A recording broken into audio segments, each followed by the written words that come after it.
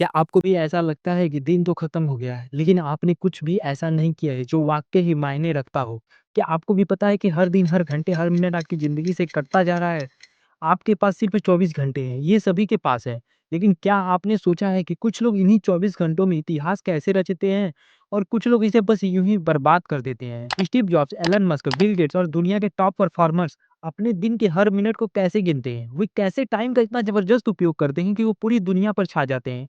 लेकिन अब सवाल यहाँ पर ये है कि क्या आप अभी अपने समय को इसी तरह से कंट्रोल करना चाहते हैं? या फिर 10 साल बाद आपको ये एहसास होगा कि आपने अपनी ज़िंदगी के सबसे कीमती मिनट को बस यूँ ही बिना किसी उद्देश्य के गँवा दिए। इस वीडियो में मैं आपको बताने वाला हूँ कि कैसे आप अपने समय को पूरी तरह से काबू में कर सकते हैं। साइंस, रिसर्च और दुनिया की सबसे बड़ी टाइम मैनेजमेंट मास्टर्स की स्ट्रैटेजी के साथ। लेकिन ये सिर्फ टाइम को कैसे मैनेज करें उस पर नहीं है। इस वीडियो में हम एक और ज़रूरी सवाल का जवाब देंगे। आखिर हम अपना टाइम मैनेज क्यों नहीं कर पाते हैं? हर बार हम प्लान बनाने के बाद भी हम फेल क्यों हो जाते हैं? इसके पीछे की असली साइकोलॉजी और साइंस जानेंगे। तो इस वीडियो को आखिरी तक ज़रूर देखिए क्योंकि जो मैं बताने वाला हूँ वो आपकी ज़िंदगी बदल सकती है। क्या आपको लगता है कि ज़्यादा काम करने से ज़्यादा सफलता मिलेगी? लेकिन असलियत ये है कि सफल लोग ज़्यादा नहीं बल्कि स्मार्ट तरीके से काम करते हैं। वे सिर्फ उन चीज़ों पर ध्यान देते हैं जो सबसे ज़्यादा असर डालती है। इससे पहले हम एक छोटा-सा टाइम वेस्ट का कैलकुलेशन करके देखते हैं। मान लेते हैं हमारे पास महीने में कुल 720 घंटे हैं। सोने में हमारे रोज़ के 8 घंटे निकाल दें तो महीने के हुए 240 घंटे। ऑफ़िस में जाना क स्कूल, कॉलेज तो महीने के हमारे हुए 240 घंटे। बेसिक ज़रूरतों के लिए अगर हम रोज़ के 2.5 घंटे निकाल दें, तो महीने के हुए हमारे 75 घंटे। अब इन सबको अगर जोड़ दें और महीने के टाइम से हम माइनस कर दें, तो हमारे पास आता है महीने के 165 घंटे जो कि हमारे पास एक्स्ट्रा बचता है। तो साल के भी 1980 घंटे। अब बात आती है 165 घंटे हर महीने यानी 1 साल के 1980 घंटे, लेकिन ये समय आखिर जाता कहाँ है? अगर आप इस 1980 घंटे को सही से इस्तेमाल करना सीख लें, तो आप क्या कर सकते थे? चलिए आपको मैं बताता हूँ।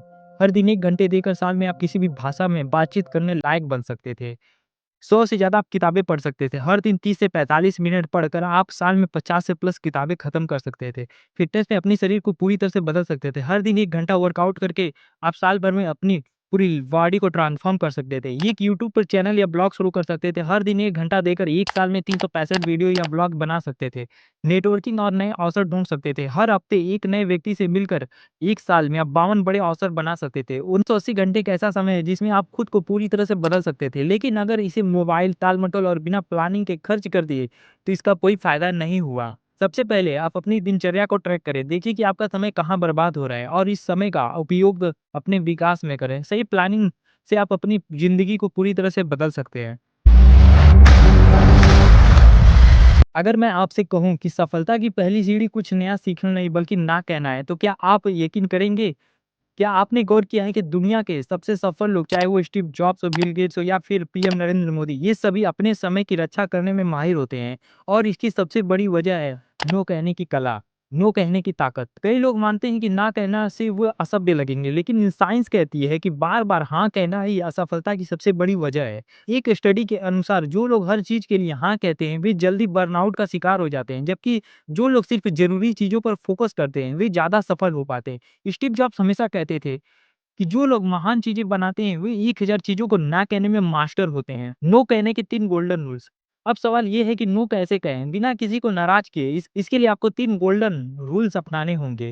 रूल नंबर 1, हर यस की कीमत को समझो। बिल गेट्स कहते हैं कि हर बार जब आप किसी चीज़ के लिए हाँ कहते हैं, तो आप किसी ज़रूरी चीज़ के लिए ना कह रहे हैं। इसलिए हर बार किसी चीज़ के लिए यस कहने से पहले सोचें, क्या ये आपके लिए फ़ायदेमंद है या सिर्फ़ समय की बर्बादी है? अगर आप हर यस की कीमत को समझने लगें, तो आपका टाइम खुद ब खुद सेव होने लगेगा।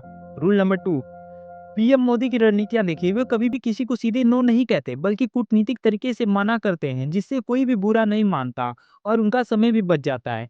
नो कहने का मतलब रूड होना नहीं होता है, बल्कि स्मार्ट तरीका अपनाना होता है। नो कैसे कहें बिना किसी को बुरा लगे? फिलहाल मैं इस पर काम नहीं कर सकता, लेकिन बाद में देखूँगा। मेरे पास अभी टाइम नहीं है, लेकिन शायद किसी और को ये करने में मदद मिलेगी। ये बहुत अच्छा आइडिया है, लेकिन मेरी प्राथमिकता अभी कुछ और है। आप इस तरह से नो कह सकते हैं। इस तरीके से आप बिना किसी को नाराज़ किए अपना टाइम सेव कर सकते हैं। रूल नंबर 3, सबसे ज़रूरी काम को पहले शेड्यूल करें। स्टीव जॉब्स हो या बिल गेट्स हो या पीएम नरेंद्र मोदी, ये सभी सबसे पहले अपनी प्राथमिकताएँ सेट करते हैं और बाकी चीज़ों को नो कह देते हैं। अगर आप अपना दिन खुद प्लान नहीं करेंगे, तो कोई और आपके दिन को अपने हिसाब से इस्तेमाल कर लेगा।